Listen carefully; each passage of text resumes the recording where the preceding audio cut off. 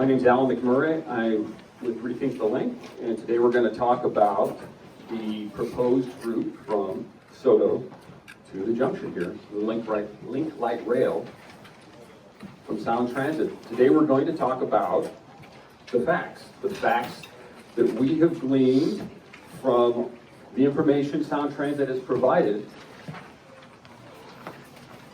over the years, and some of the information that they didn't, that we had to go and file public records for and amass ourselves. Sound Transit has released over 2,500 pages between the two environmental impact statements. This isn't all of it. This is one volume of the draft, and then this was the final. And I don't have a page count for this, but it was Sound Transit ST3 was approved by voters in 2016. That originally included bus transit improvements and a Ballard to West Seattle light rail line that had to be studied before it could be designed, and then designed before it could be built. Remember? And that's where we're at right now in the design phase. In those plans, they had to make plans to protect the economy and the equity and the environment. But then we learned that the line wasn't from Ballard to West Seattle. It was actually 3 different lines, from my understanding. One from Ballard to South Lake Union, another from South Downtown to Soto, and a third, the one we're talking about today. We're going to try to stick to it today. It's a broad topic. There are a lot of kind of rabbit holes, easy to spin down. We're going to make our best effort in answering your questions that you posted up on the board here today, to just try to focus on what's happening here in West Seattle, because I think that's why we're all here.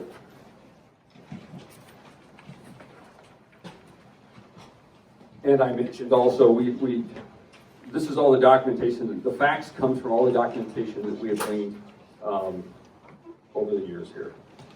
Let's talk about some ground rules. I think this crowd looks pretty friendly. We're going to try to keep everything civil.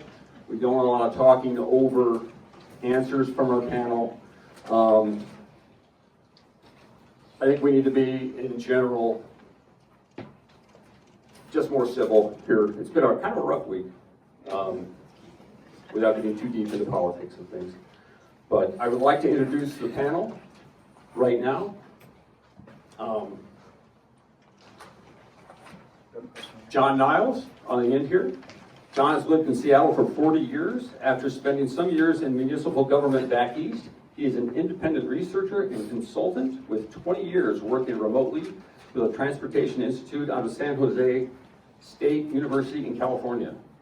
He's worked on carpooling incentives, transit-oriented development, bus rapid transit, park and ride impacts, and incentives for reducing solo driving, and is co-author of a book on automated small vehicle public transit titled The End of Driving, with the 2nd edition coming out this August. That was a lot. Next to him we have Martin Pagel.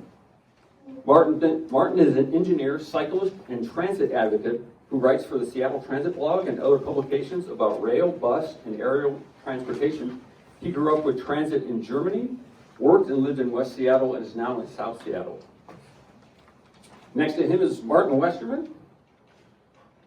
Martin is an advocate for urban green space preservation, low-cost, low-carbon transportation, and for neighborhood organizations. He has been involved with multiple organizations for over 25 years and is a current board member of the Fauntleroy Community Association. And here on the end here next to me is Conrad Cipoletti. I think I just put it. Oh, you got it. Oh, good. Yeah. He's going to moderate the panel, answer the questions that you put on the boards have been collected. They're going to get organized, and he's going to moderate the panel here. He's a car-free community advocate who lives in West Seattle. Civically and politically engaged, he is quite possibly the top user of Seattle's Find It, Fix It app, and is a big local sports fan. So that's our panel. I think you've all got the agenda. We're going to If have... you have a question out there, maybe a procedural question. Could we just ask if there's anyone here that identifies as being from Sound Transit? Oh, Is there anyone here that identifies as being from Sound Transit? You told them about it, right? We told them. We sent out notifications to the mayor, Cal Constantine, everybody.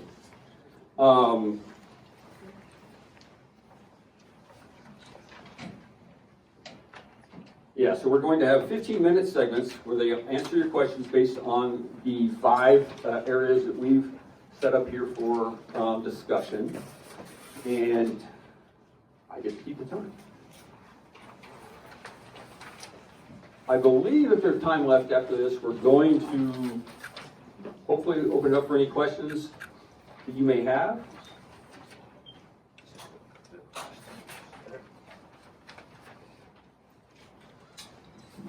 Give it a second. Give it a second to order. Ready to go. All right. Our first topic will be cost escalation. I have several questions here, and I'll basically just be triaging them to our 3 panelists. But to start, I see a question that says, do cost estimates include the cost of the new elevated bridge across the Duwamish? Marty, I'll have you start with this one.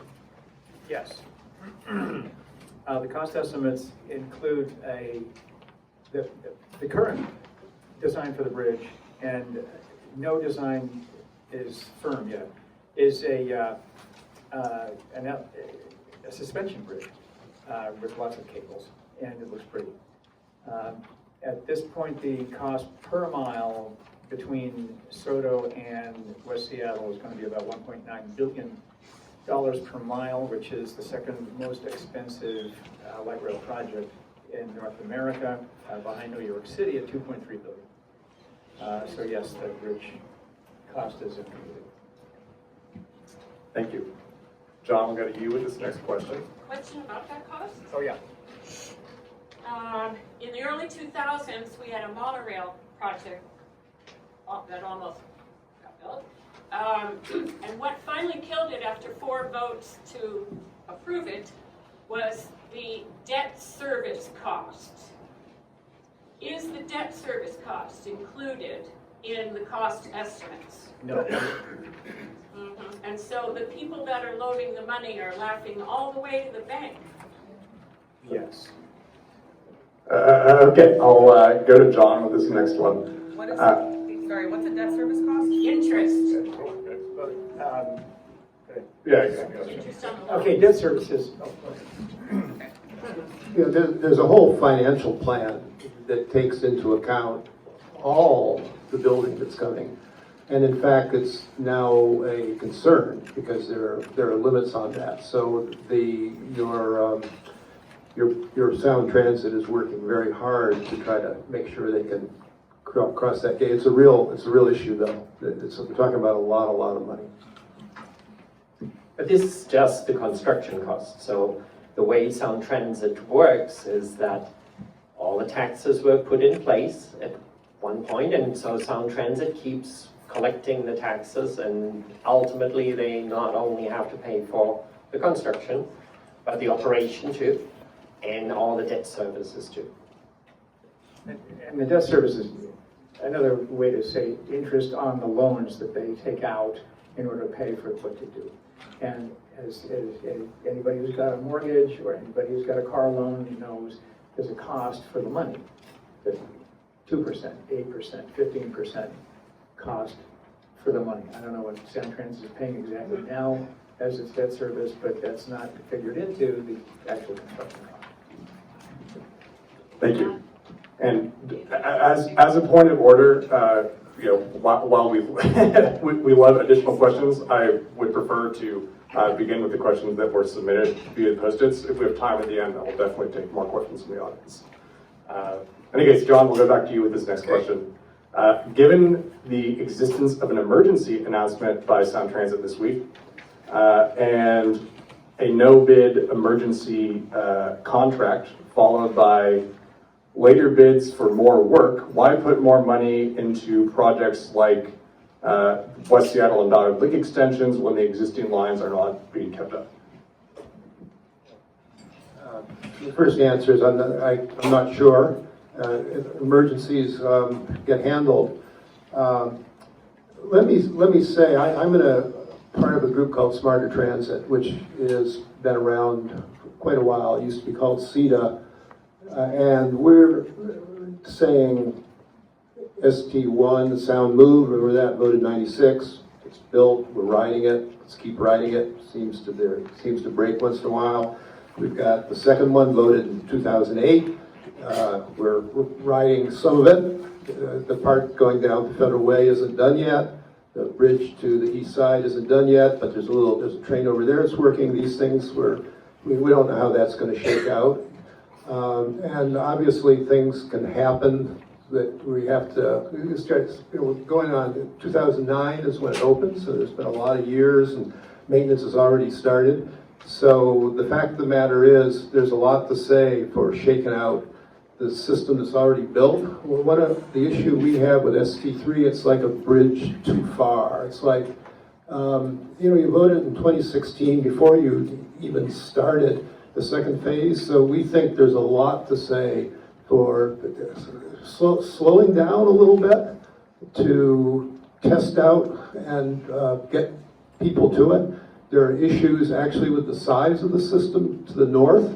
The park and ride lots are full, the train's getting kind of full. I actually wrote an article in 2018 or so saying I didn't quite understand how all the people who were riding the bus into the city from up there, this was pre-pandemic, are going to fit on the train. It's beginning to show up now. You hear about people who can't find a space to park. So there, and let me just say one other kind of shocking number. The big number for 2010, and this was in 1996, we're going to have 100,000 people a day riding that train, and it'll go to the to the U District, one past Husky, and it'll go to the one station below the airport, and it'll do over 110, 3 million, and including the commuter train, we'll do 3 million a month, 100,000 a day. They're only just now kissing that number. They're not there. You've got to have more and less because it goes up and down. And this is, so we're decades later. They haven't got to what the first train was going to take.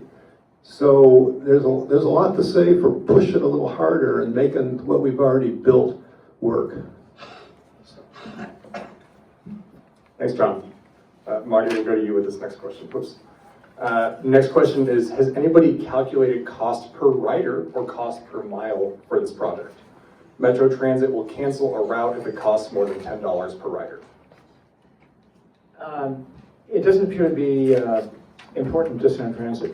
The day that the Soto West Seattle line opens at a cost of $7 billion, they're only going to have 5,400 riders a day. That's the 27,000 that they forecast, and not the 27,000 they forecast after ST3 that you voted, not the 37,000 a day that they said would ride before you voted on ST3. So the cost per rider the day they open, if they open, will be $1.3 million a rider. If Metro Transit would cancel a route at $10 a rider, this doesn't sound like a good expenditure of public money. The per mile cost puts us number 2 behind New York City right now at 1.9 billion per mile. New York is 2.3 billion per mile, and they haven't looked at flexibility of transit. So if the train breaks, what else are you going to take to get where you want to go? That hasn't been addressed in any of their studies yet.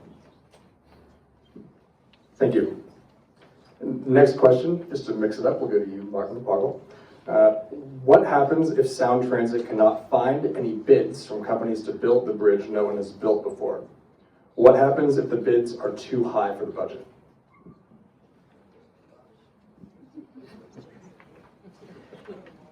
I would say, look, it's a bridge. Yeah, it's a big bridge. And it's actually bigger than what most people talk about, because we're not only talking about bridging the Duwamish, but the proposed bridge goes all the way to the busway, meaning where, so all the way parallel to Spokane viaduct before it turns north towards the Soto station. So it's a long, long bridge, but you know, around the world, this is not the biggest bridge. The challenge is more in the soil conditions, the soil infill, in an earthquake-prone area. But you know, if they get worst case, I guess you can get to Japan and get the best earthquake experts there and build it. But there is a good chance that cost will escalate. That once you start, you know, we already had this in the Soto station already had to be rebuilt partially because the soil settled. And so the question is, it's not just going to be, okay, somebody will put it up, just like the West Seattle Bridge. Originally, somebody put it up, and then we had to shut it down because it wasn't done properly. And so the public is paying again to upgrade that. And this is very, very complex terrain to build. And so all that, yeah, you can fix with money. But is it worth if we are expecting 5,400 riders? Whereas we have other projects in Seattle waiting in the wings with Ballard and South Lake Union with 57,000 riders. So why are we starting in West Seattle? Does that make sense? Where we have all these risks involved. Thank you, Martin. John, we'll go back to you with this next question. Put the total estimated cost of ST3, $150 billion, and West Seattle Link Extension, $7 billion, into perspective. Is this a typical investment when compared to other mass transit projects? We're right at the top. I'm actually claiming that the whole Sound Transit program is the biggest in the world. In fact, I played around a little last night with the new Microsoft Copilot. You ever tried that? It's AI, for AI. It digs into the databases, and so I said to them, what are the biggest projects in the world? And they came. I couldn't get them. I got them to agree actually that $150 billion for the whole Sound Transit program was quite large. I mean, I believe that's the biggest in the world. You read Dubai, 20 or 30 billion, and they called out California high-speed rail around 70 billion, I think. But I think it's almost an unimaginably large amount of money. And understand that what Sound Transit is more than anything else is a permanent tax. When you talk about they're not going to have enough money for this or that, well, you just wait. I mean, take a little longer, stretch it out. In the early days, there was a lot. How are we going to get to Northgate by? That was the first vote, by the way, in 1995, was to go all the way to Northgate. Well, we couldn't quite. That failed. So we cut back Northgate. But in 2000, they were talking about we still want to get to Northgate.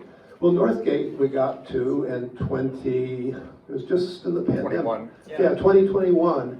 So it took longer, it took more money, but you just wait. So Sound Transit is collecting, just in local taxes, never mind the federal money, $6.5 million a day. $6.5 million a day. So, that adds up. You just wait and let the numbers build up. The last thing I would say is if you went to Metro and said just pick a small number in billions, let's say $1.5 billion went to Metro. What could you do, Metro, with $1.5 billion?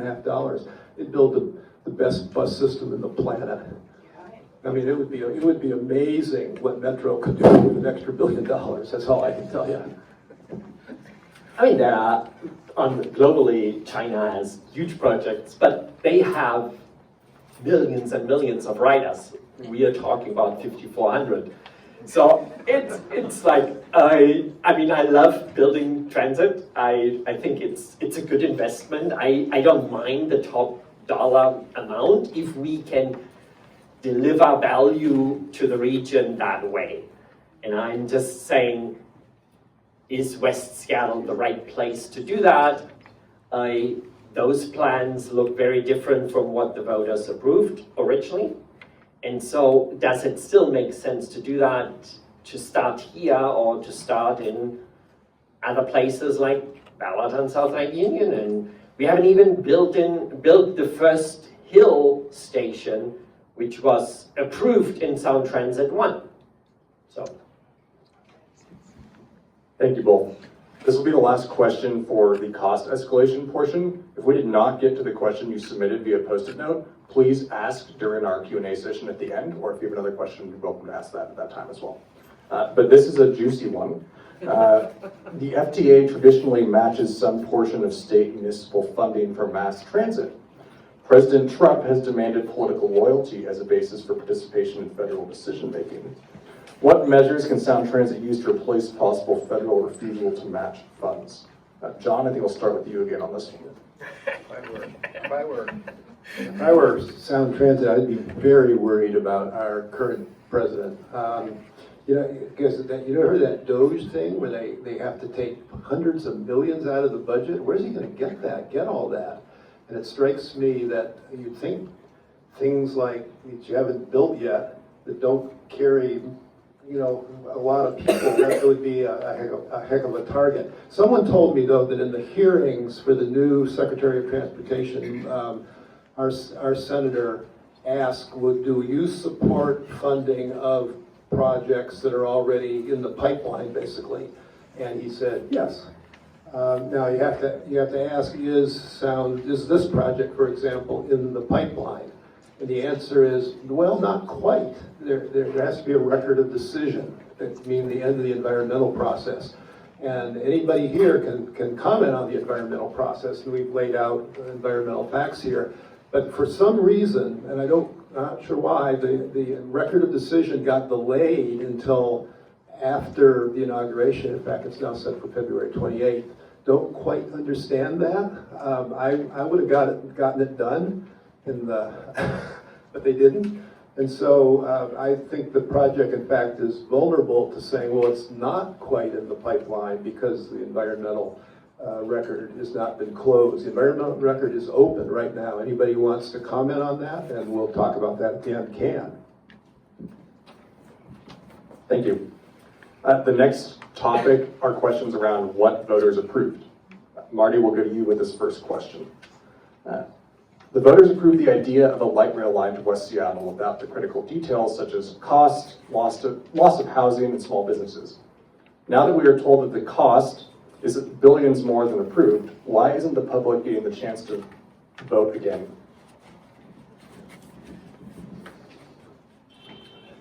I think we're in a political space here more than we are in a pragmatic space. So Dow Constantine and Claudia Balducci and Joe McDermott and a wealth of elected leaders have staked their reputations on getting the West Seattle project done, regardless of the drawbacks. So we're looking at what generally they say the voters have spoken. Well, what the voters spoke about was better transit. How do we get better transit? And the first thing on the list was better bus transit. The second thing on the list was, let's look at light rail.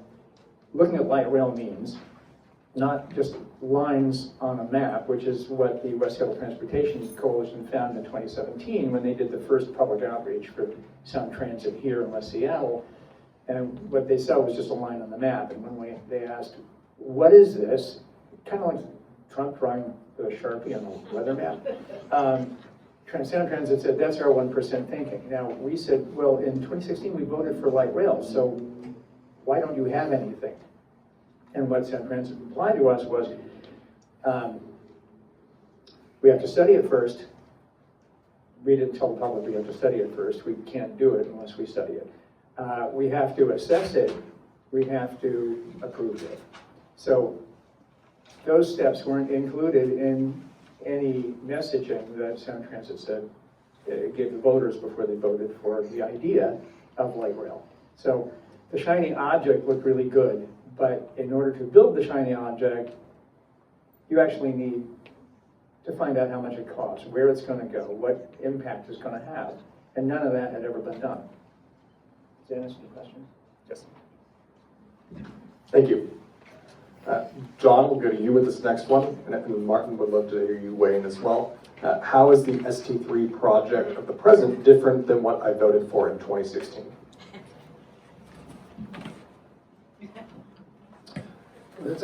Let me answer like Sound Transit, just sort of make it interesting. Well, we said you voted for light rail to West Seattle. We're serving it up, right? Look at that. It's all, we've laid it out here. Now, it costs a little more than we thought, doesn't carry as many people as we thought, maybe tears down some more houses and businesses than we thought, but we're over and over again, they're saying this is what the people voted for and this is what people want. So, what was the question again? How is how is the project now Well, different? I think it's all laid out. It's all laid out here. It doesn't cost more, does less, does more environmental damage, and there are alternatives, I think, that haven't been well laid out. And we know when you're talking about $7 billion to make transit better in West Seattle, I'm not sure I'd start with building a 4-mile train and it tears down a lot of buildings and kills birds and cuts down trees, and you have to build a new bridge. That seems like a little excessive. Let's have a fight over some dedicated bus lanes. Something that's happened in Seattle over my time here over the last 20 years is, listen, we'll paint lanes red and put buses on it. We'll do it. We'll do it now because people, we have the climate thing. That lets the buses go pretty good. When I take the bus from where I am down to the inner bay there, it's a lane all by itself for the bus, and I go flying by cars that are stuck. And I think that kind of action is worth looking at, especially when you're looking at so much money to build a train. Let me actually point out here, I pulled this document from the official Sound Transit 3.org website, which last year I think Sound Transit took down, but I made a copy of this. It says West Seattle to downtown Seattle light rail. That was the promise in 2016, and that's what the voters approved for. They didn't really have an option. The option was really, do we tax the public to provide better transit options or not? So people were excited about that. I would have voted for. I didn't have citizenship at the time, so I couldn't. But that's exciting. Transit, to get where I need to be in transit is very important to me. But in the meantime, it got shrunk to only SoDo, to a stop essentially from SoDo to West Seattle. And the cost was 1.4 billion to 1.5 billion, and the ridership is 32,000 to 37,000. Now Sound Transit talks about 5,400 riders. Per day? Per day. That's Yeah, 5,400 riders per day, because they realize that, you will have to most people will have to take a bus to one of the stations, then get to SoDo, go up the escalator, go over to the one line, go down the escalator, wait for a train. It might be full. You might have to wait for the next one, and then go where you need to be. That's not really acceptable for people. So Metro's already said, we will continue to run the buses until this line ultimately gets connected. Now, because of the cost escalation to 7 billion, One last time around, 3 years ago, when they already published that it will get from 1.5 billion to 3.5 billion, that already caused delays. They said that ballot is not going to happen on the time frame anymore. We'll look for more money, and ultimately it got delayed further. And so now that it's 7 billion, it will cause further delays, and therefore the connection from Sodo to downtown will take longer. And only after that connection will happen, Sound Transit estimates the ridership now at about 27,000 riders. And so only then we will have 27,000. In the meantime, 5,400. So none of this showed any of the impact in the local community or any of the environmental impact. The DEIS now shows that it will have the carbon impact from the construction. It will generate more carbon from the construction than it will ever save us. What they voted in the voter pamphlet, it said that's the only way to help with climate change and reduce the carbon emissions here in the Puget Sound area. Now in the environmental impact statement, they said, yeah, it's gonna generate 380,000 ton of carbon, and that will never be mitigated with the savings in carbon. And they never looked at any other options like running electric buses, for example, which would do the same savings without the extra cost. Thanks. Great information, thank you, Mike. Go ahead. I was going to throw the next one to you, so you're welcome to add up to that. The next question is not a question, it is a comment. It says, this is not what I voted for. The scope and cost of this project far exceed the benefits. Sound Transit has been evasive and does not clearly answer questions and concerns from the public. So feel free to respond to that comment as you wish. Well, all those people at Sound Transit are well-meaning, we like them. It's just that the project that they are embarked on it's not what you voted for. And part of what Martin is saying is the connection between Soto and downtown will not happen until the Ballard section is built, because that is the through line down to the big station. That's the transfer station in downtown that goes down to Soto. So basically, until Ballard is built, you're not going to get to downtown on light rail. And you voted for light rail to downtown. So this really isn't what you voted for, not in terms of the ridership, not in terms of the cost, not in terms of the delivery, not in terms of the date. This was supposed to happen by 2030. And all I have to say is, gosh, how about that? Fair enough.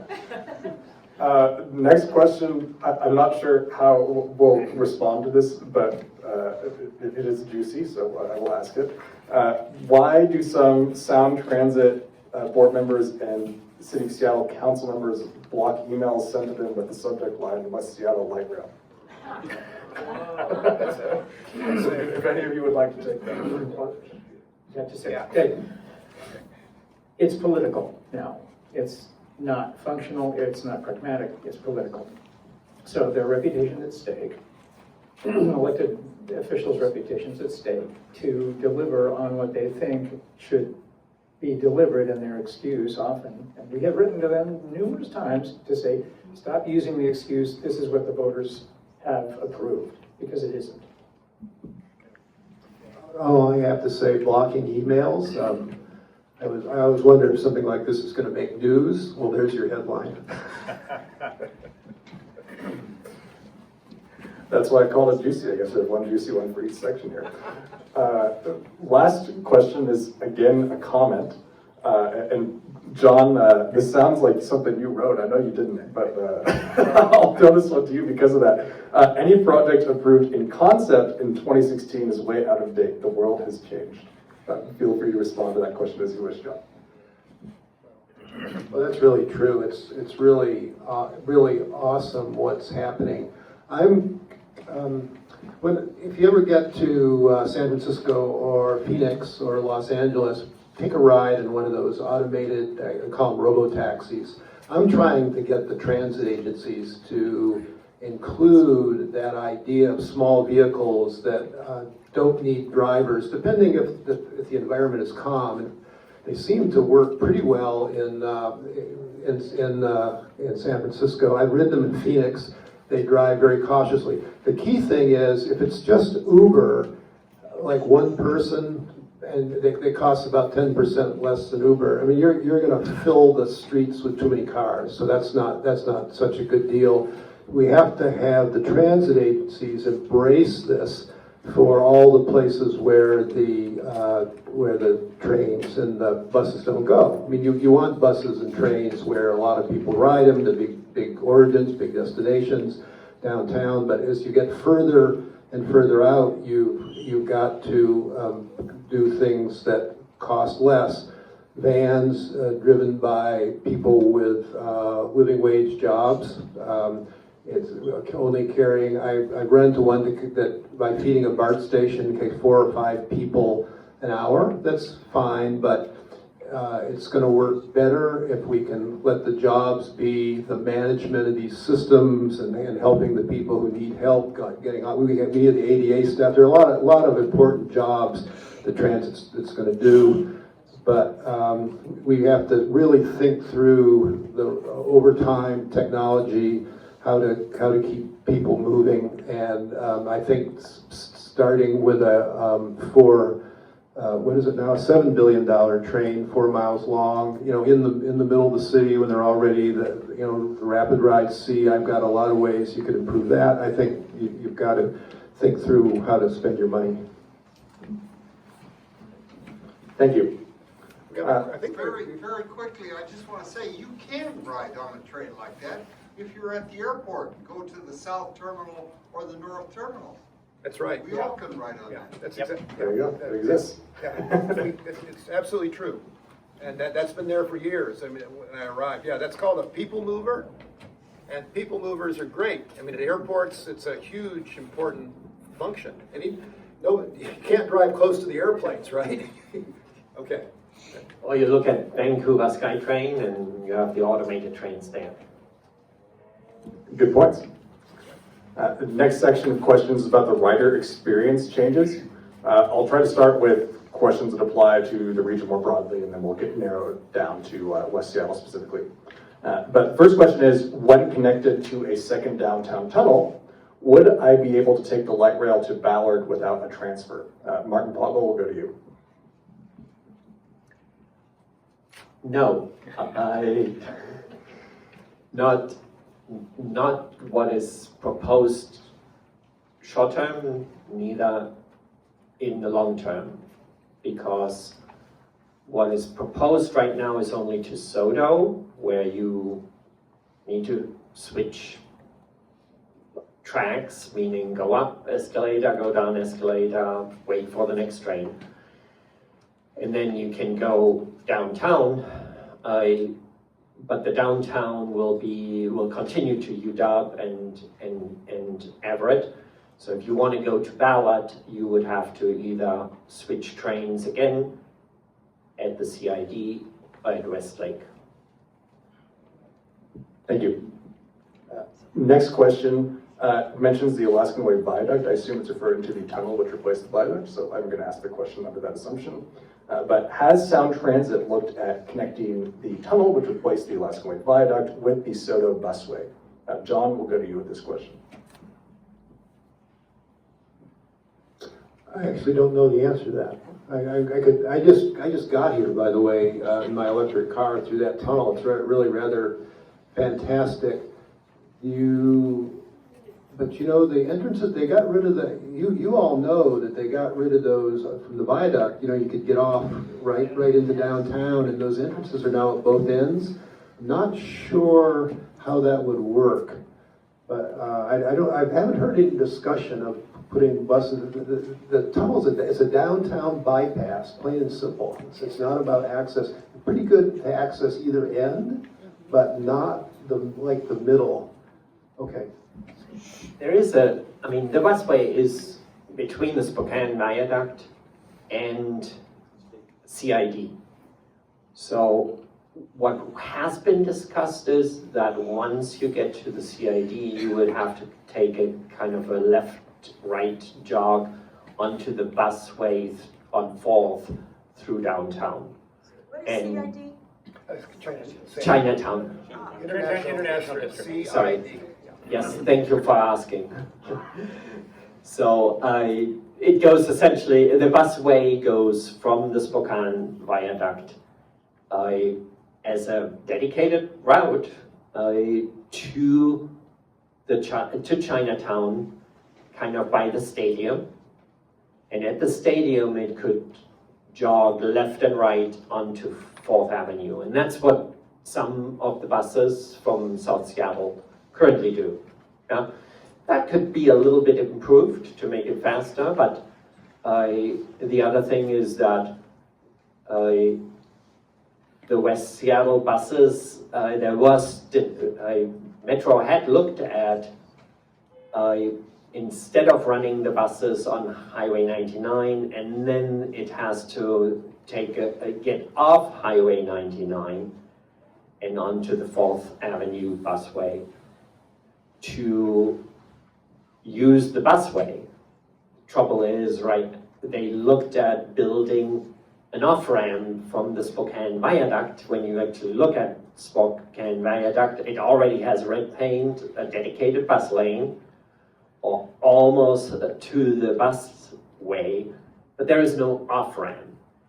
Metro had looked at building an off-ramp, because that would speed up the buses quite a bit and would take it off of Highway 99, meaning avoid any conflict with car traffic and trucks, and put it straight on the busway, which would get you right to the Soto station. So rather than building a light rail stub, you could just extend the existing buses, build an off-ramp at the Spokane Viaduct, get on the busway, and people who want to go to SeaTac, for example, or go to Rainier Valley could transfer at Soto, just like that stub will do. It's just that you avoid one transfer at that point. You don't have to wait for 10 minutes maybe for light rail in between.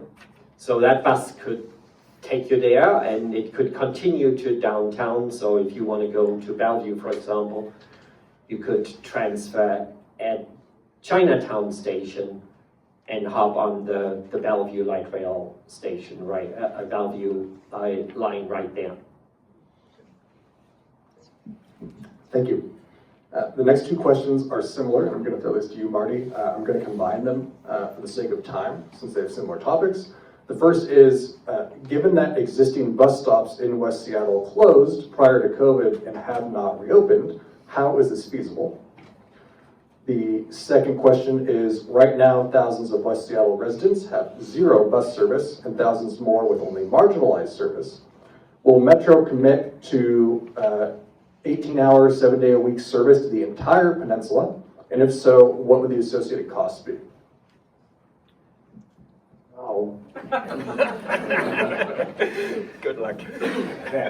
Well, let's see, I'll start from the end and try to work backwards.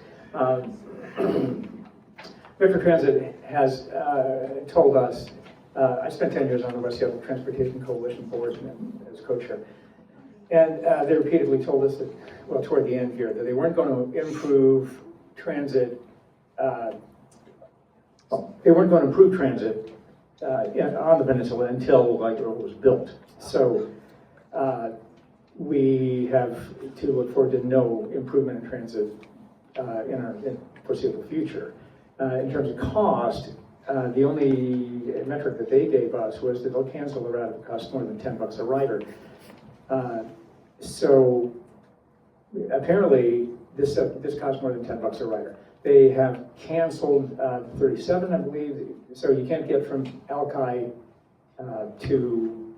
you can't get from say Lowland Beach to Alki anymore. And you can't get around. On the weekend, you can't get a bus at the Seacrest water taxi stop to anywhere. Basically, you have to walk a mile up to see if you can grab a Sea Liner 128 under the Spokane Street Bridge.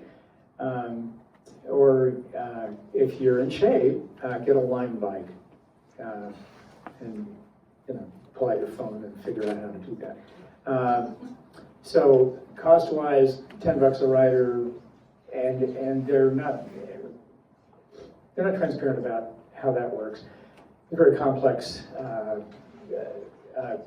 as John knows, a very complex calculation to figure out how many cents per rider, how many dollars per rider a route generates or has to generate. And again, Metro's told us that they're not going to improve anything until the light rail's built. Did that answer the question? Yeah, that's right. Let me actually clarify one thing. Metro did clarify that further by saying, okay, and as long as this is a stub, the light rail is a stub from West Seattle to Sodo.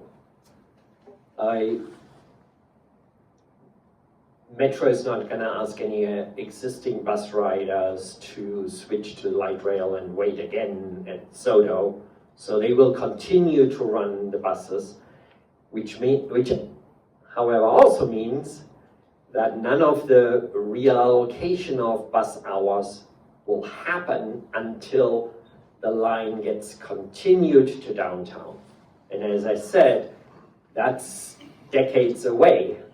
And therefore, we are not going to see any improvement by Metro in West Seattle of adding more buses and adding more lines, which if we would take the $7 billion or even only a fraction of that and apply it to West Seattle, we could do that today. We wouldn't have to wait for that to happen. So we haven't even re-established all the lines we cut during for COVID. And so now we are told that all the focus is to wait until the light rail goes all the way downtown, which is decades and decades away. Is that going to improve transit in West Seattle? I do not think so. There's the question about the thousands of people that don't have any bus service at all. Those areas are called transit deserts. And excuse me, Metro has deployed Metro Flex vans to pick people up, but all the Metro Flex drivers I've talked with so far say that basically they pick up kids from school. So all day long they don't pick up many riders at all, and there aren't that many Flex vans on the street anyway. There's also, what's the on-demand, there's an on-demand Metroflex. but the other one, you have to call 24 hours ahead. Access? Yeah, access rights, right. So if you want a bus, to take a bus now, you have to call 24 hours ahead. So you'll have to wait till tomorrow. That's a good map. Yeah, that's right. The map? The map that Alan is now holding shows some of the transit deserts in West Seattle. I will be combining the next two questions as well because one of them is more of a comment and they both have to do with the Alaska Junction neighborhood in which we are currently seated. The first has to do with risks to Jefferson Square. The person says, I used to go to Supercuts, now I have to go to Northgate or Renton, and I don't drive. One of the Bartels there is one of the last. I appreciate the old living blooming cherry trees near Jefferson Square. And the next one is, what roads will the thousands of cars go through when Alaska Street is closed through traffic? Oregon and Edmonds are already too busy. Martin Pagel, I'll let you start with that one.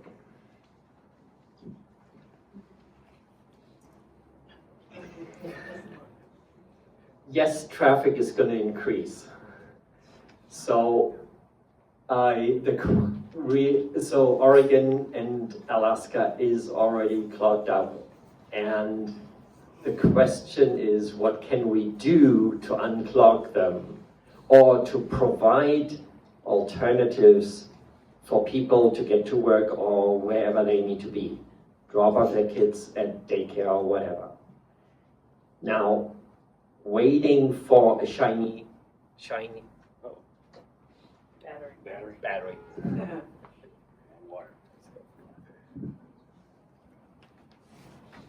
So waiting for a shiny new object which the politicians can cut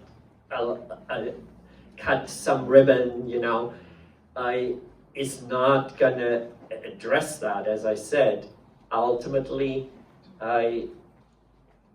what would address that is more bus services, so that more people have more alternatives to get to the places they get to. 2 or 3 stations of a light rail in West Seattle are not going to reduce the traffic within West Seattle. And so if you are interested in what that might look like, I did with my fellow people from the from the Seattle Transit blog, I wrote an article what bus services in West Seattle might look like if we would have additional funds to make that happen. But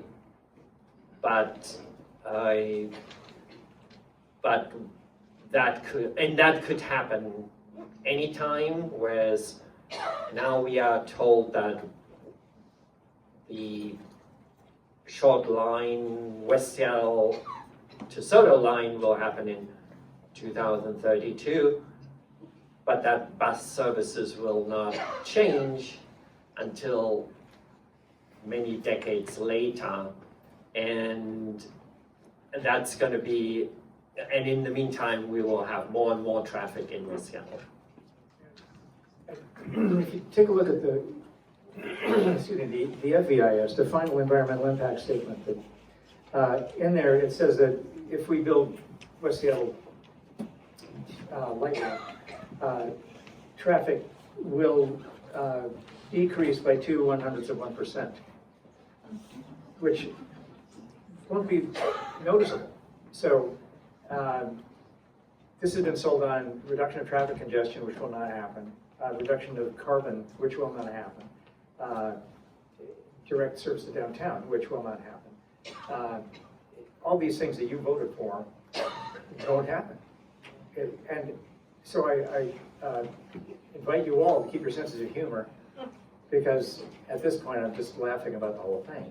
I go, well, what? What about that? How about that? The last question we have time for, and this section kind of dovetails on that, and John, I'll throw this to you. But with the increased issues and shutdowns of the existing light rail lines, how is this feasible? Well, that's the whole point. I mean, well, first of all, the construction part of Sound Transit is different than the operations part. But of course, it's all coming out of this, the $6.5 billion a day in taxes, and it really comes down to a focus.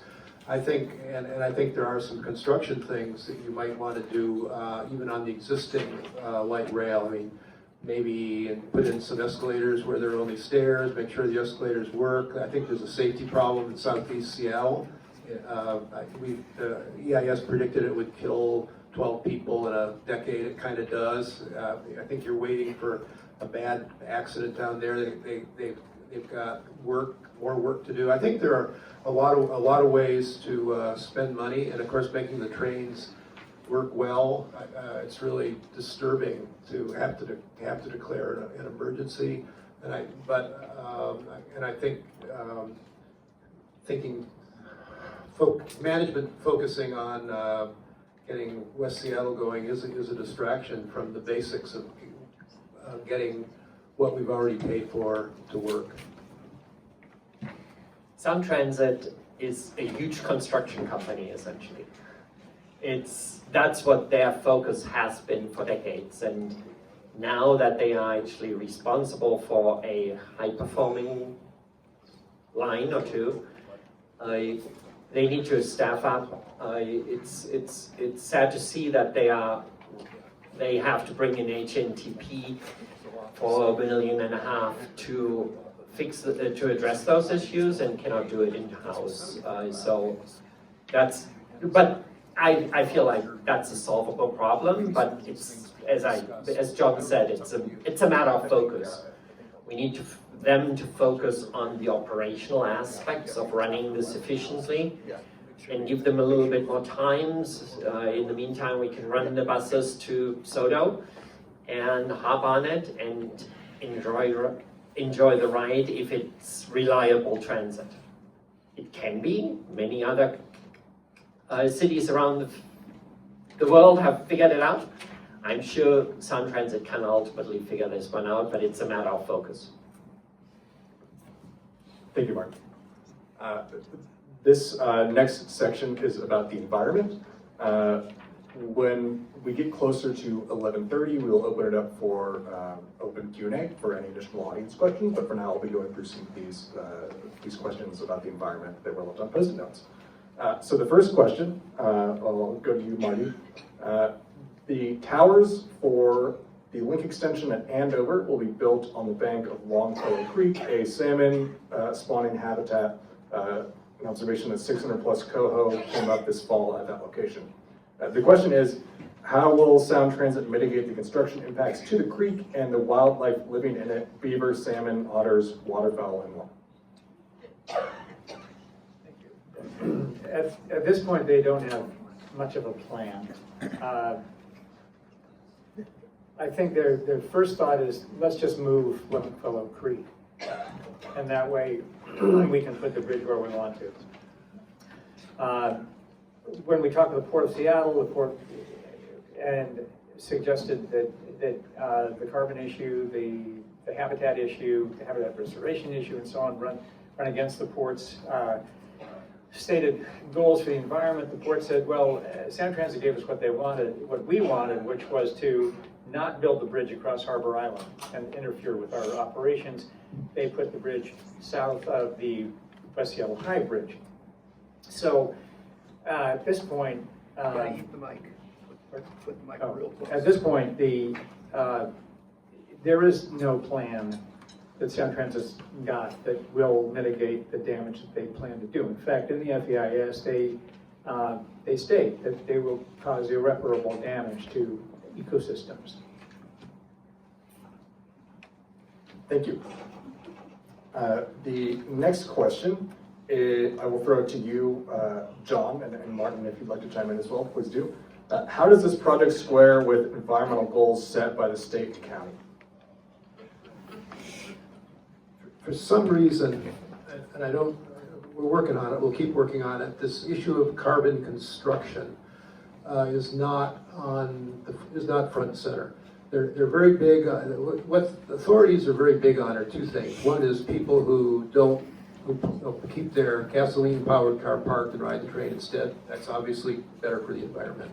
They're also very big on reshaping the neighborhoods around train stations. You know, there's no parking there. They try to make them as car-free as possible. So it is said that there are, and I think it's true to some degree, that there are benefits just having a busy light rail station and lots of walk-up stuff nearby and making the area car-free. It's called creating walkable urbanism.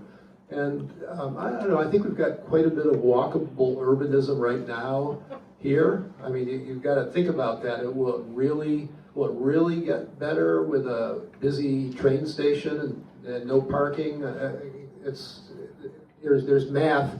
I've done some math that shows you're not going to get as much out of that as you think, but that's the theory. But let's talk about what nobody wants to talk about, which is construction carbon, or you might call it embedded carbon. I have the Puget Sound Regional Council on record. We're just not going to consider that the way the EIS handles it is they basically say, we'll just amortize the construction carbon over 50 years. That's their latest thing, five decades. Which is, all beyond my lifetime, maybe a lot of lifetimes here. And they don't seem to take into account that, if we don't get cars carbon-free, we're screwed. So, and Trump can't stop electric cars. I mean, it's a thing that's happening now. So ground mobility is going to get more carbon-free as time goes on, or we're really in trouble. But when you generate a lot of carbon, it's forever. It's not like air pollution. In fact, calling it carbon pollution is misguided. You generate a lot of carbon, building things, tearing things down, the diesel, et cetera, and they talk about it. In fact, the building of a light rail, especially one that doesn't carry very many people, is an environmental disaster. I mean, you're creating an environmental hotspot with an enormous carbon generation that's not mitigated in the lifetimes of most of the people here. I don't see many babies here, but the carbon and carbon is forever, and we have a short-term problem. As you know, if you're into carbon, we have a short-term problem, and just generating a lot of carbon for something that's so far down the road it's nuts. Some people say drill, baby, drill. Some people say build, build, build. We have one of the biggest concrete plants right on the other side of Pigeon Point, and that's where we will generate a lot of the concrete built for this project. As John pointed out, if we can build another 100,000 rider and get lots of cars replaced by those by a train, then the infrastructure, the construction is very little. Within a few years, you make up by you mitigate essentially the construction impact by reducing carbon otherwise. If the ridership is makes sense. So yeah, if you build for 100,000 riders, makes a lot of sense. If you're building for 5,400 riders, then that doesn't make sense. Then an electric bus, for example, can do just as well. And we have many of those. Seattle has been a big advocate of trolley buses for decades. And those are all carbon-free with our hydropower in the state. So we have alternatives. We don't have to go that one route of light rail. And when you look at our state legislation, when you look at the rules, the RCW about transit, it usually requires that you do a no build and a low impact build, and before you engage with a huge project like what we are talking about here. Sound Transit didn't do the middle step, so didn't look at, can we accomplish some of the goals we have with adjustment of what we already are doing, and would that make more sense? And I would have liked to see that, because I feel like we are throwing out the bathtub with this project. The EIS is very specific about it. It does do the calculation for you. You just need to look it up. It says that it will never mitigate, during the lifetime of the project, will never mitigate the construction generated carbon. And the Duwamish Valley has already huge environmental impact. The city is spending a lot of money to mitigate that. The federal government is stepping in to help clean up the mess in the Duwamish, and we are paying Sound Transit with our tax dollars to make more of a mess. The city is paying the Duwamish Valley to plant more trees, and we are paying Sound Transit to take down the trees on Pigeon Point. At the same time, it just doesn't make a lot of sense to me. Again, it would be one thing if we would expect 100,000 riders a day to do that, but not with 5,400. Thank you. For the sake of time, and so we can get to open Q&A after the next section, alternatives, I'll be asking one more question about the environment. In part, that is because most of the other questions dovetail with some of the things that have already been asked or answered, particularly about how Sound Transit claims to be green, impacts to Longfellow Creek, impacts to trees, questions about embodied carbon, and emissions from construction. So the last question I'll ask for this environmental section, I'll go to you, Marty. Washington State has the Climate Commitment Act. Why does the Climate Commitment Act let Sound Transit generate about 400,000 tons of carbon a year and not mitigate any of it? Well, that's where you have to keep your sense of humor. I have no idea. Under the Climate Commitment Act, a large quantity generator of carbon is 25,000 tons a year. Sound Transit is generating about 400,000 tons a year. And in building the West Seattle stub that they're planning for rail, in the DEIS, the original draft, they said they'd be generating 600,000 tons over 7 years. So doing the math, we're 3 times what a large quantity generator would be called under the Climate Commitment Act. So again, I'd have to revert to the political and imagine that it's just not politically savvy for anybody to call them on it. On the other hand, I think it boils down to John's statement about the difference between operational carbon and embedded carbon. So the construction-related carbon is not taken into consideration on the Climate Commitment Act. They only look at operational carbon. And unfortunately, that's how I think that's how the act is written. And it's just disingenuous that we are not, that Sound Transit is marketing themselves as the most green transit authority in the nation. But they are shying away from their own EIS, which says we'll never mitigate the carbon we are generating during the construction. quickly. When I look at the periodic table, I only see one C for carbon. So whether it's generated by operations or whether it's generated by construction or whether it's embedded, it's still carbon.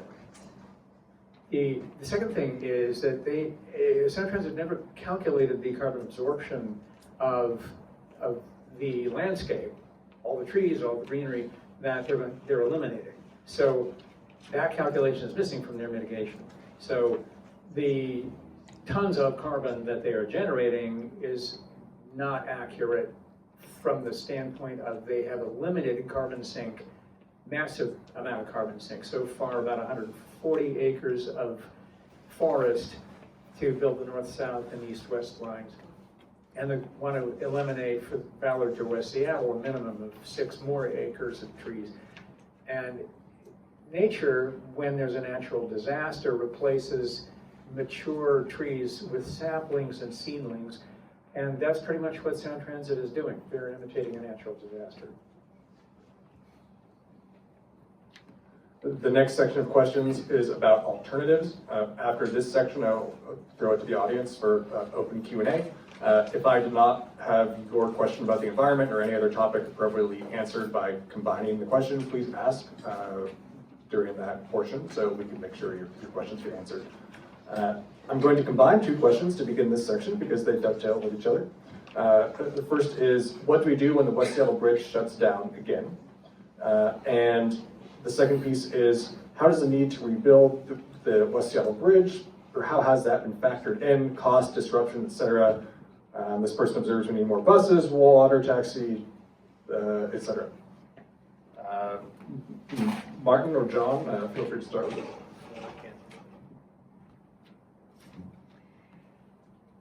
When the West Seattle Bridge shut down, all buses were redirected onto the lower bridge. So it's a lot easier to do that with a bus system. It's a lot more flexible. If we would have had more buses and more bus services, we wouldn't have gotten stuck in the long lines on the other bridge, the alternative bridges. Yes, of course, any transit will help if roads will shut down. So yeah, in a sense, a light rail would add another bridge. On the other side, buses can be redirected to the lower bridge. They do just fine by running on the lower bridge. They can get on Highway 99 that way. And so it's not the only way to do that. Can I answer that? Yes. Next two questions will be combined as well because they're similar themes. Is sound transit required to study alternative forms of transit, or does it only need to justify or show how only light rail is built? The second question, which is similar, is my understanding is that sound transit is required by law to consider a low capital option that maximizes the current system. Did they do this, and if so, what do you think that low cost option could be? John and Martin, I'll give it to you.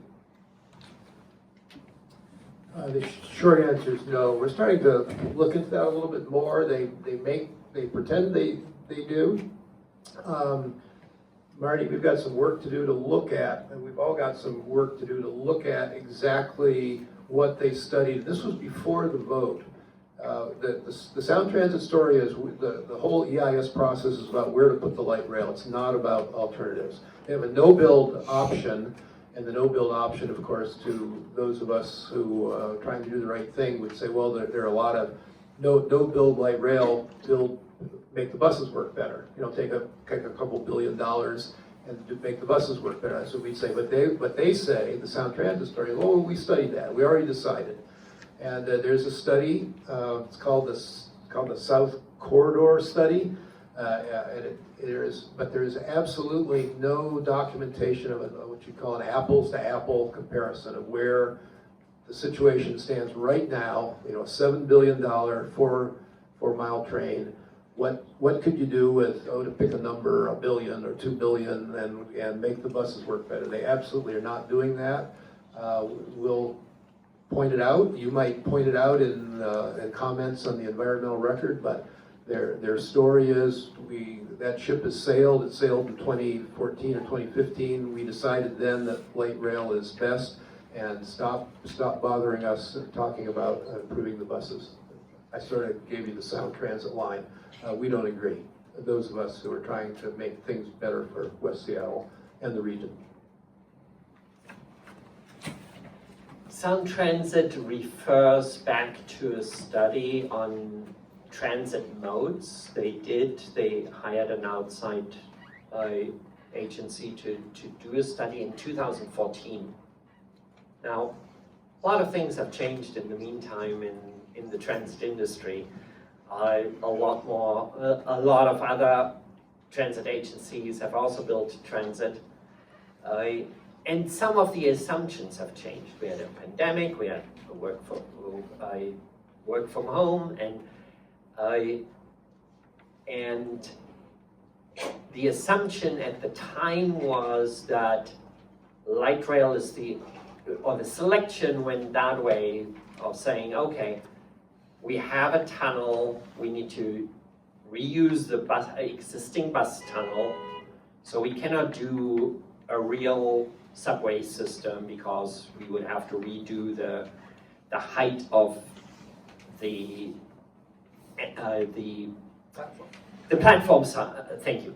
The platform height is built for buses.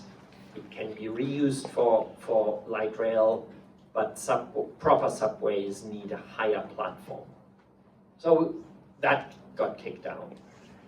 Lots of other, they looked at automated trains at the time. That cannot be done because we are running everything on, we want to run through Rainier Valley on the road, so we cannot automate anything. We have to have a driver because they need to watch out for cars.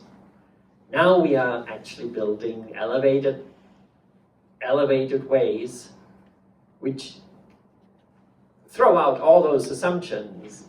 None of them apply anymore.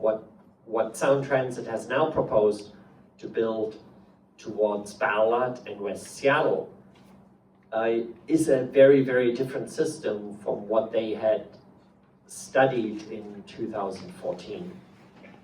And it's sad to see that we are still, Sound Transit is trying to reuse the same decisions and the same technology, even though the other transit agencies around the world are now using far more modern systems for their subways. For example, you have walk-through trains, you have automated trains. None of that, Vancouver actually had that when they studied it in 2014, but because of these restrictions they put on the selection, the decision was to go with light rail. And for newer lines, that just doesn't make sense anymore. Thank you. The last two comments here are from folks who support buses as an option and someone who supports monorail as an option as well. But to make the best use of our time, I'll be throwing it to John in just a moment. If you could speak to how folks can comment for the environmental impact statement as part of the record of decision. After you explain that and how folks can participate, we'll open it up to audience Q&A. Let me ask first, Meryl, do you have the addresses in your website where to send? I don't have them right hand here. We're not passing them out. Are the addresses available? Where are they on the? Oh, they're on a handout. Okay. Okay. Everybody, look at that. Listen, if you want to participate in the decision making for this system, you can. There are 30 more days.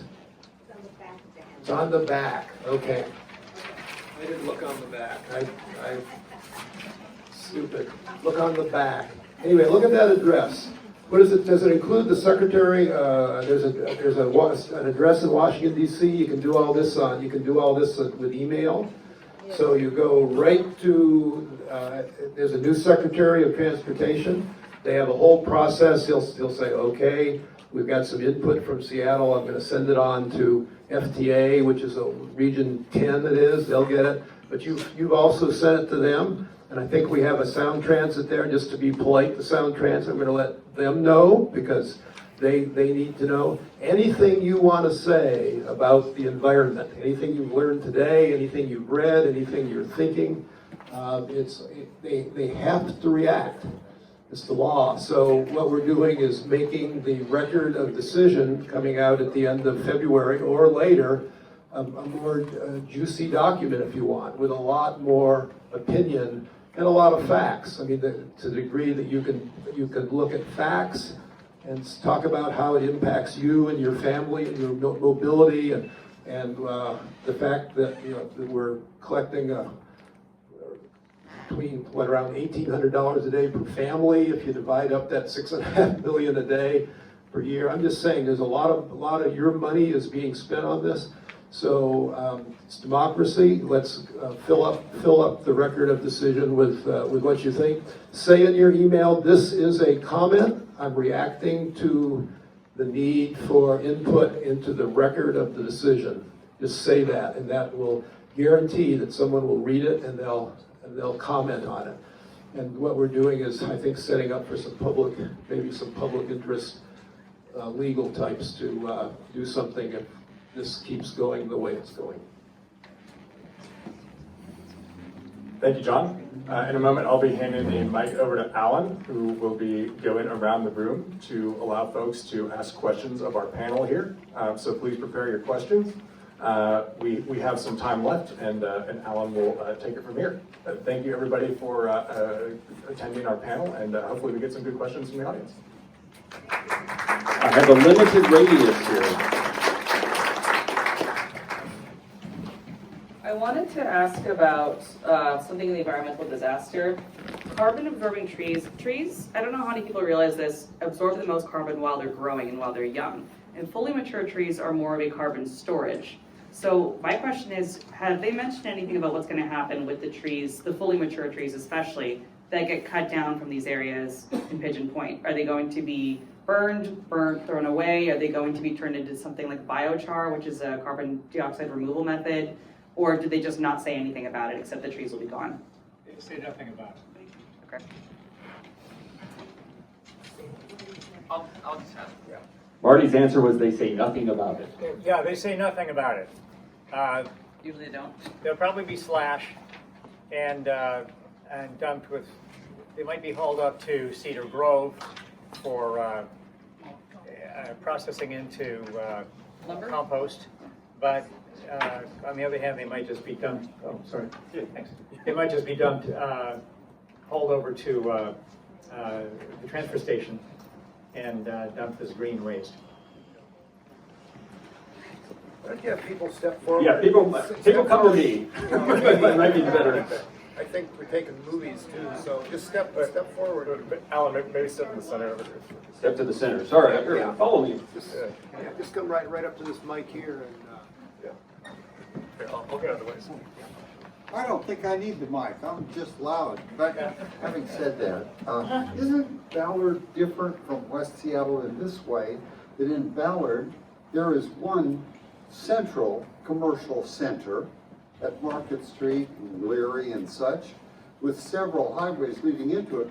Whereas in West Seattle, we have the Admiral Junction, the West Seattle Junction, Westwood Village, we have Alki, and so on, all of which are isolated from each other. And to get to downtown from any one, you need transportation between these centers. Isn't that different from Ballard? Yes or no? I don't know for sure. Thank you. Thank you. Yeah, it definitely is a lot easier to serve Ballard, but when we talk about the Ballard line, it's not about just Ballard.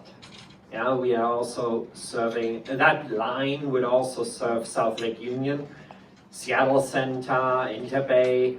So it would, here in West Seattle, we are talking about 2 or 3 stations, and that line would be about 10 stations. And so there are a lot of people along the way, but as you said, it's much easier to serve that area. Unfortunately, Sound Transit doesn't even plan to go into that center really, but just serve the outskirts of that center. But that's a different discussion. Thank you. Hi, my name is Vanessa, 35-year resident of West Seattle. It seems like so many of us are pro-bus. I mean, who put the kibosh on the whole bus system? I mean, we took a percentage of that $7 billion to think what they could do with eco-friendly buses. I'm for buses. I mean, so what would it take to get an initiative on the ballot to say, this is not what we voted for, let's vote for something new? I mean, does it take like 100,000 signatures or something to get? Sound Transit is not subject to the initiative. Sound Transit is specifically not subject to the initiative. So we can't vote again. So why are we here?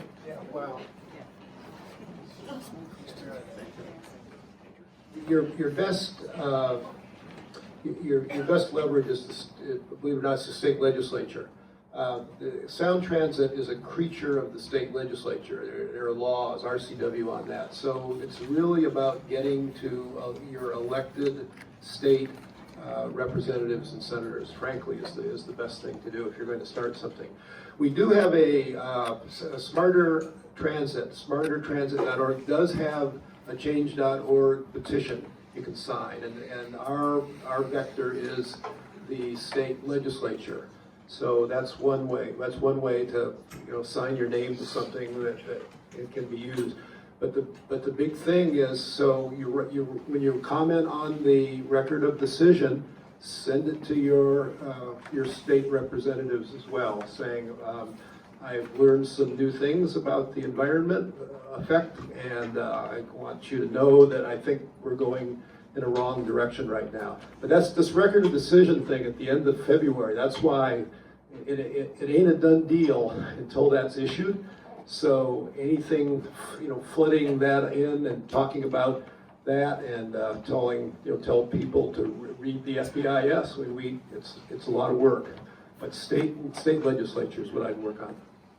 Yeah, state legislature is a long process. I know. So the sound board, I mean, the mayor and Balducci and everybody, look at the sound board, and those are your local representatives who are making decisions on your behalf. They have, next year they have to approve the funding for this project. So make sure that you communicate with your local representatives who are on the Sound Transit Board. Short term, yes, the record is not done, so short term, get on the record. Medium term, go to your Sound Transit Board members, and long term, we need to change the legislation on the foundation which rules the Sound Transit.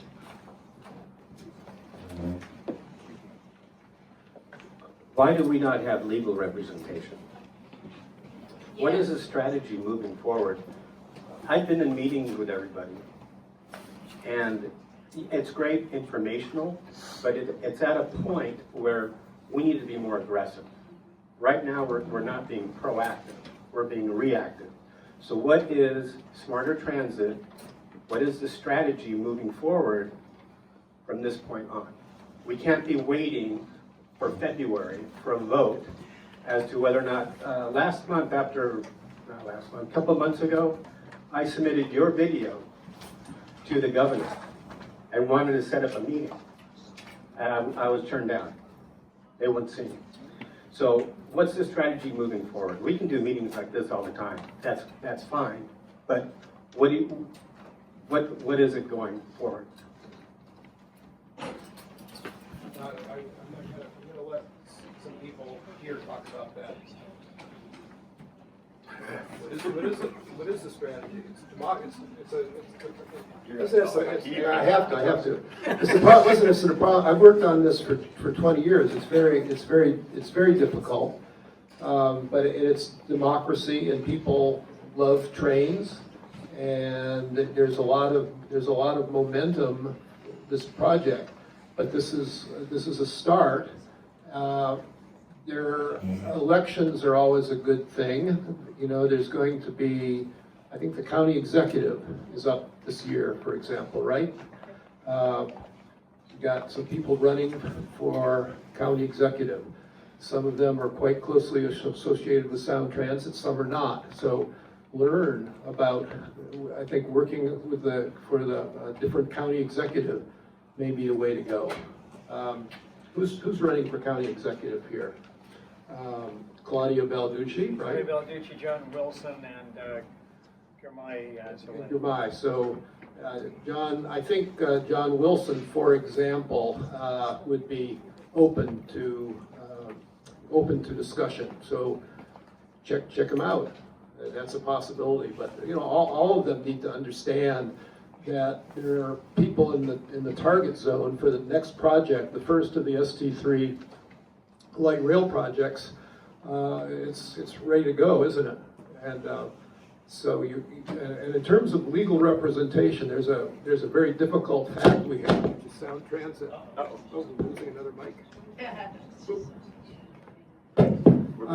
The Sound Transit has got commitments for most of the law firms in town. We need some new lawyers to work on this. I don't know any. Maybe you do, but that's important. Can I barge in and Please. say, you know, Please barge we in. need somebody like Aaron Brockovich or something. Yeah, because to me, this sounds straight up like fraud, is what it sounds like. They're perpetrating a fraud on us. Pork. No, it's more than pork. It's fraud. Who can? Okay. Yeah, we have a representative here from another neighborhood. Jeff, would you be willing to talk about what you're trying to do? And really, it's a piece of the bus system that you are concerned about. My name's Jeff Snedden, and I live in Lake Forest Park. Sound Transit wants to build an entirely new bus lane through our town. We already have one going one direction, they want to build one another. It reps the entire main thoroughfare through our town. Bus lane? Dedicated bat lane, what they call a northbound bat lane. Goes 1.6 miles. I'm not going to get into all the details, but I'll give you my sort of quick experience working on this for over 3 years. Fighting Sound Transit's like fighting a gigantic Pillsbury Doughboy. We got lucky. We have a city council. We're a 501c4, so we organized ourselves. We started raising money. We sent a mailer out to mobilize the entire community. We had a particular subject that really mobilized the community. The city council supported us. They invited Julie Tim to come and speak. She came. There were 400 people there. She had to wade through a crowd to get into the city council. We put her on the spot. She said, I'll have a community meeting. We turned 650 people out for that. And I'm joking, but there was like a tar and feather thing going on in the parking lot. That led to the second phase. So the first phase is they ignore you. The second phase is you get past that point and then you get to the pretend to care phase. So they will sit down and they're happy to talk to you and then they just go away and nothing happens. And we've been in that phase for a while. The third phase we're in now is we have a law firm. They're very good. They're an environmentally oriented firm. And we have written up, and I'm not going to get into the details, and we're likely to send them a letter threatening a lawsuit. And in there, we're telling our whole argument, because we're as much interested in moving this into the press, because we get zero coverage from the press, having all these meetings. So if nothing else, we want this lawsuit to be press-worthy and have all the information which you have, which is incredibly scathing and negative about what this project is. And moving that into the press to start getting our story, your story, told by the press. It takes money. And I'll just give you a rough estimate. You need about $60,000 to $100,000 to do something like this. So unless the communities are engaged, which would be the first step, create a 501c4, raise money, send a mailer to every household in West Seattle, tell them what the story is, try to get, see, we have the advantage of having a city council. Force one of your city council members to come and meet with an event you're sponsoring, and that may attract some press, and then you start moving along into the sort of pretend to care phase. Anyway, that's my 10 cents. Can you give us your firm information? Absolutely. Okay. Absolutely.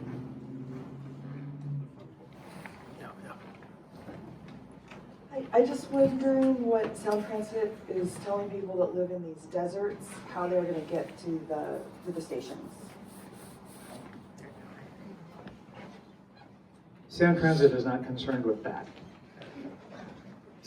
Metro Transit would be concerned with how to get people to the stations, and at this point, the plan, if I'm correct, is simply that when the light rail is built, then they'll stop running the C downtown, they'll stop running the 21 downtown, and they'll just stop at the stations.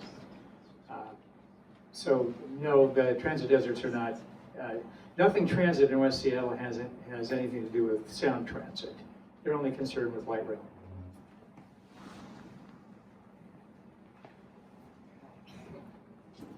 Mine's a little bit of everything, but I just wanted to ask a little bit about the alternative transit. West Seattle, and we go way back to originally having only ferry service to Seattle. And of course we evolved. We also had, no police precinct here. We've been kind of subject to being the stepchild of Seattle for many years. So I know that monorail proposal was 41, it was Elevated Corporation. There was $6 million spent for what was called an X project to extend through West Seattle, Ballard. This goes all the way back to, I think that was 95, but even before that, all these goes back to about 1962 when the monorail was originally built, right? So there's been a lot of money and put for this, and we voted for this as a proposal 41, Initiative 41. So my question behind that is, did that get knocked down by Sound Transit? What happened to what we all voted for, way back when? And why hasn't, when we have a water taxi here, and we have Pullman Dock that has been, built upon, and we actually have a lot of space down there for a park and ride and additional, transit through our ferry system. Why hasn't that been proposed, or has it, and did they knock it down? That's a lot.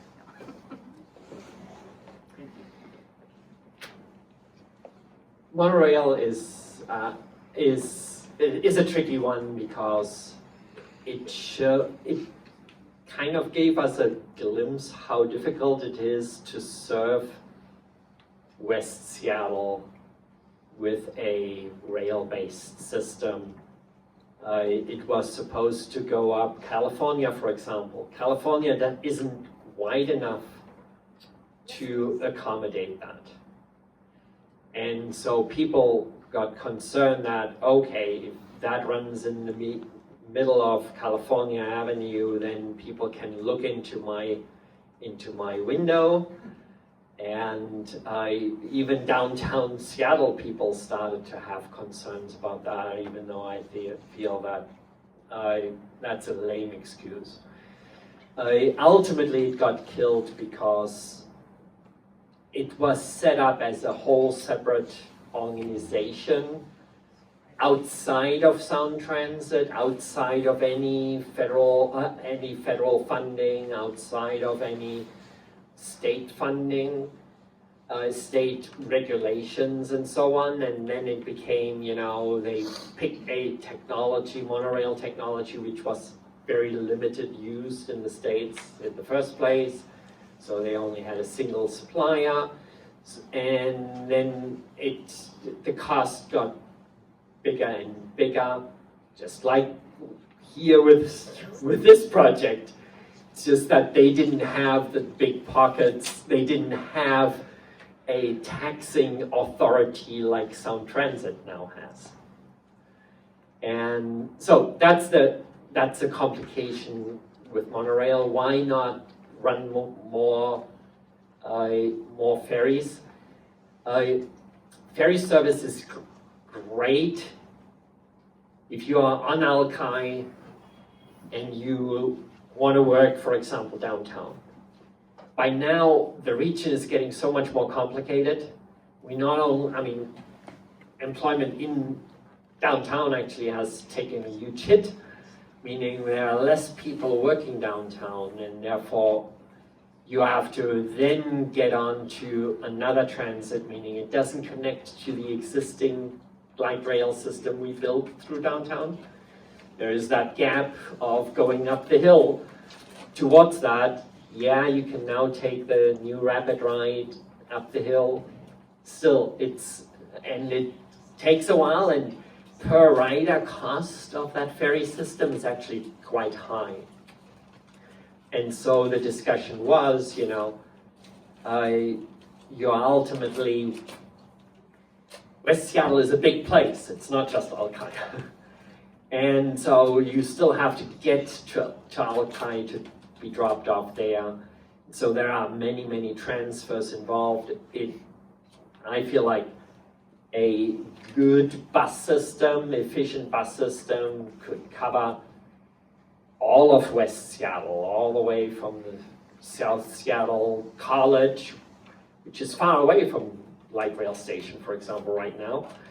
Yeah, Westwood, the different junctions, all those could be much more efficiently served by a efficient bus system than with a single ferry connection or a single light rail connection. My name is Dick Falkenberry. I started the monorail program in 1995. Almost everything you said is wrong. That's fine. The columns are only 3 foot by 3 foot. I think we could find a place for them on California Avenue. Just for one example. You're being lied to, you're being punked. Number one, Sound Transit is not a transit agency, it's an employment agency. And they would like nothing better than for you to fight them so they have more time for more meetings. And they'll come to the conclusion that you're wrong, they're right, and they're going to build whatever they're going to build. If you think about it, the monorail has been working since 1962 with the same rails, the same infrastructure. Light rail has to shut down to fix their infrastructure after 20 years. And they're delighted with that. They're delighted with that. Another thing they're punking you about are these transfers. Everybody in transit knows that every time you have a transfer, you lose 60% of your people. And the reason why they don't want people to use their transit system is it's called light rail. Do you know why? No, not because it's weight.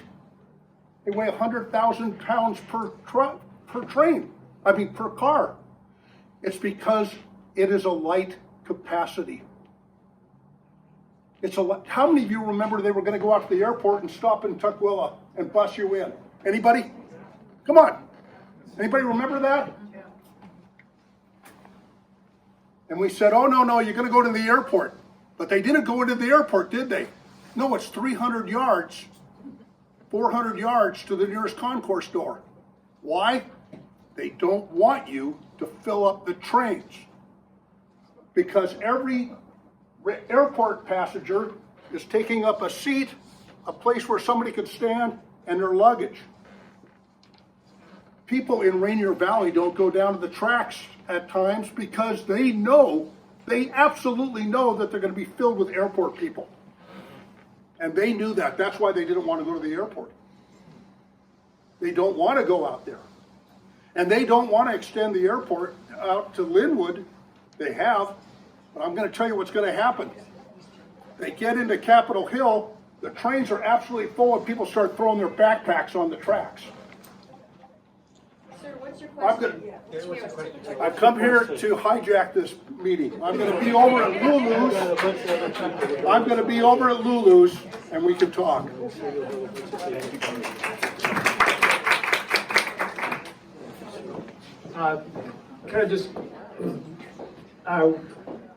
West Seattle was an independent city until 1907 when it joined with the city of Seattle. There was an interurban that ran from Tacoma down to up to Everett. We had light rail trolley that ran from downtown all the way down to Fauntleroy and all the way up to Admiral. They pulled out the tracks in the 1940s in favor of buses and Over the people in back. they pulled out the rails in the 1940s in favor of buses and roads. They've built 3 bridges to West Seattle in the meantime, and none of them has been has had capacity for light rail. So light rail seems to be an afterthought and an add-on. What works here is buses. We've got better bus service here than we could ever have light rail service, and it covers us from White Center all the way. The H line, now you can pick up from White Center, you can go straight downtown. So, what do we actually do? I think that everybody here, our panel has said, hammer your city representatives. That would be Dan Strauss, Councilmember Strauss, Mayor Harrell, Councilmember Saka, who's the chair of the Transportation Committee, inexplicably to me, because he doesn't know anything about transportation, but hopefully he'll learn. Dow Constantine, who is the former chair, the new chair, and does Jeremiah live here in West Seattle? No, he lives in Rainier Valley. Where? Rainier Valley. Rainier Valley, okay, but What's Jeremiah the name again? Zille is the new board member, and he's running for county executive. So hammer him because he's vulnerable. He's running for county executive. John Wilson, who's running for county executive, doesn't like, he is the King County assessor. He does not like the way the money looks for Sound Transit. So he's already come out against the West Seattle piece. And Claudia Balducci is, her political reputation is partly staked on the West Seattle light rail. Hammer her too. As long as we can get at least 1, maybe 2 of the county executive candidates to say this is not a good idea, then we might get them all to say that. You had a question about carbon? Well, about construction carbon, if these are, honest people from Sound Transit, how is it they're allowed to not talk about construction carbon? And how can we hold them accountable to let the people know that that's part of the equation for the decision making? They are not allowed not to talk about it. That's why you find it in the EIS. But they put it way down into the last appendix, essentially. So it takes people to read the EIS, essentially, and wake up and say, hold on a second. None of what you have been selling us is the right thing. So I think the leverage, the leverage point on this, I think, and I failed to press this one, would be the Puget Sound Clean Air Agency.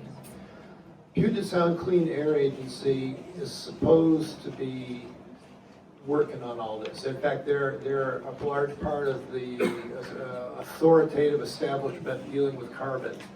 And so I think if you would learn about the Puget Sound Clean Air Agency, talk to them, try to find out who should be thinking about it, I think it's a leverage point. Puget Sound Clean Air Agency is, I think, the best bet.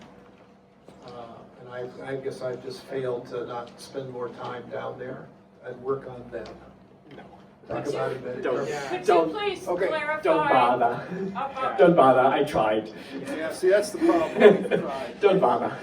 Could you please clarify about the cost comparison to New York City?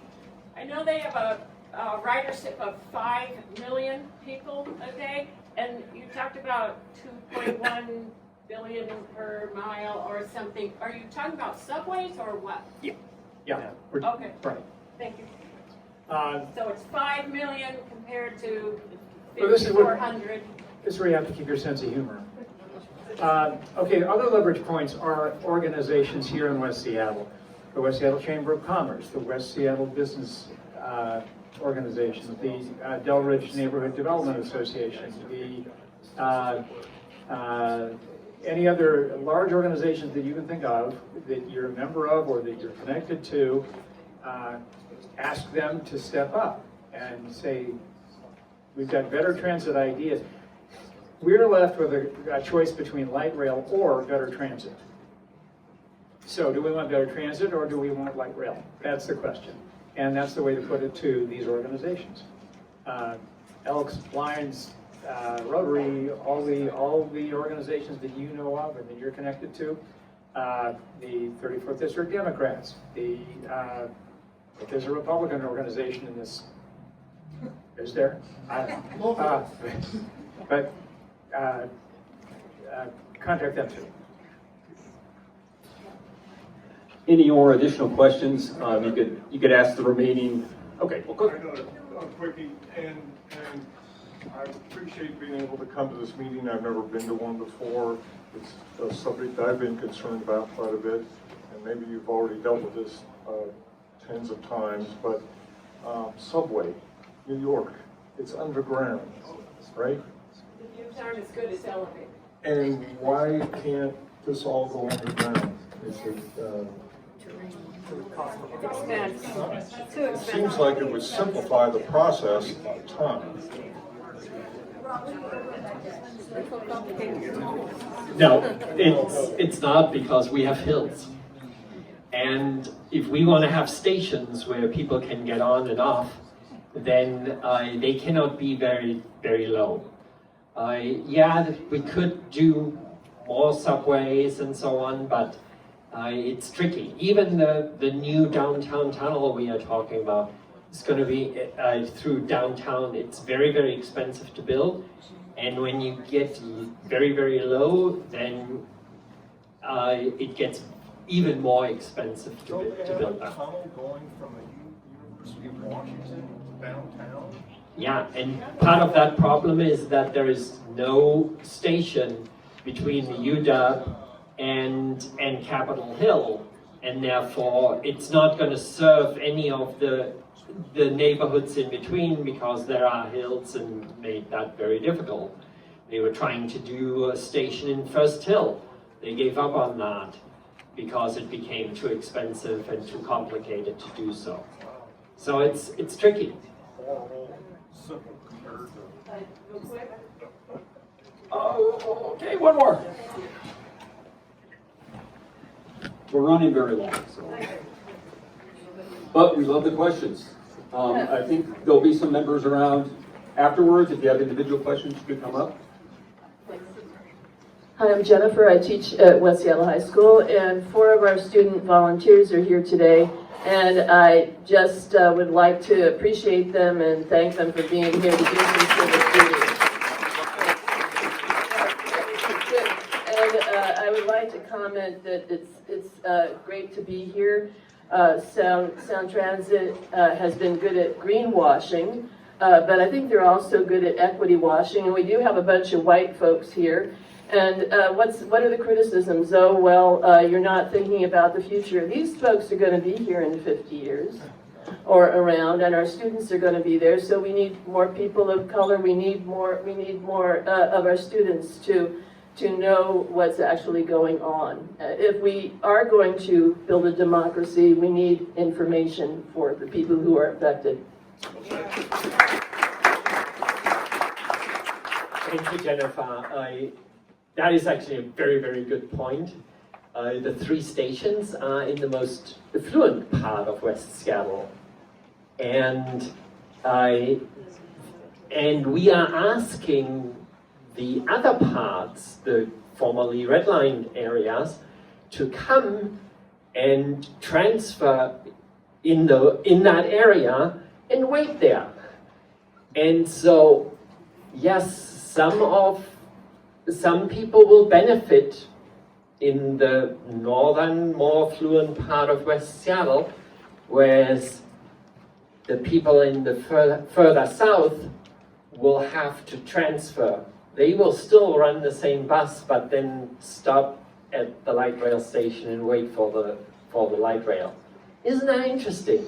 Sound Transit is talking about, oh, we have great equity and so on, but they are not talking about that aspect. Thank you all for coming. Thank you to our panel and our moderator, Conrad. Thanks to Martin and John Niles. Thanks for all your questions and your interest. And yeah, you read what we can do. There's a environmental impact statement conclusion that our panel put together. We have it on our website. It's an 18-page document you can download, and it's got all the information to the things Sound Transit wasn't telling us that we talked about here The today. website? It is ReThinkTheLink, all one word, .org.